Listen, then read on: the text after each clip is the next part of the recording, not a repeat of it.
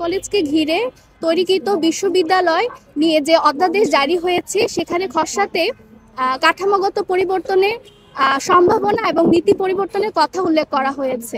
তাই ইডেনের স্বাতন্ত্র্য পরিচয় এবং নারীবান্ধব পরিবেশকে মারাত্মকভাবে ক্ষতিগ্রস্ত করতে পারে। এই অবস্থাকে বা এই পরিস্থিতিতে আমাদের মধ্যে গভীর উদ্বেগ তৈরি হয়েছে, যার কারণে আপনারা দেখবেন যে পাশাপাশি আমাদের 24-25 সেশনের যারা শিক্ষার্থী আছে সেই শিক্ষার্থীরা দীর্ঘদিন ধরে তাদের ক্লাস শুরু হওয়ার জন্য অপেক্ষা করছে, কিন্তু আমরা দেখেছি যে তাদের ক্লাস এখনো শুরু হয়নি এবং এর কারণে তাদের ভবিষ্যৎ মানসিক চাপ এবং সময়ের অপচয়ের কারণ এটি।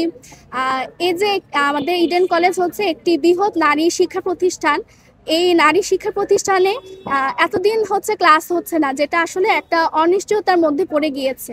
তাই আমরা দাবি জানাচ্ছি যে আগামী 2 দিনের মধ্যে 24-25 সেশনের শিক্ষার্থীদেরকে ক্লাসে ফিরিয়ে নেওয়া হোক এবং মন্ত্রণালয় থেকে শিক্ষকদের ঘোষিত নোটিশের মাধ্যমে তাদের ক্লাস নিশ্চিত করার জন্য জোর দাবি জানাচ্ছি।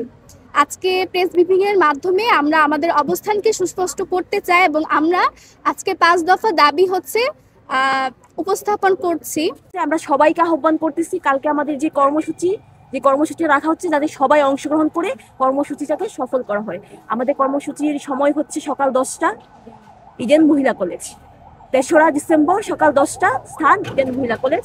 আমরা শিক্ষক, অ্যালামনাই, অভিভাবক এবং আমাদের প্রাক্তন বড় আপুরা যারা আছে সবাইকে আহ্বান করছি আপনারা কালকে আমাদের কর্মসূচিতে যোগদান করবেন এবং কর্মসূচিতে ইডেনকে নারী শিক্ষার জন্য সংরক্ষিত রেখে অধ্যাদেশ জারি করা।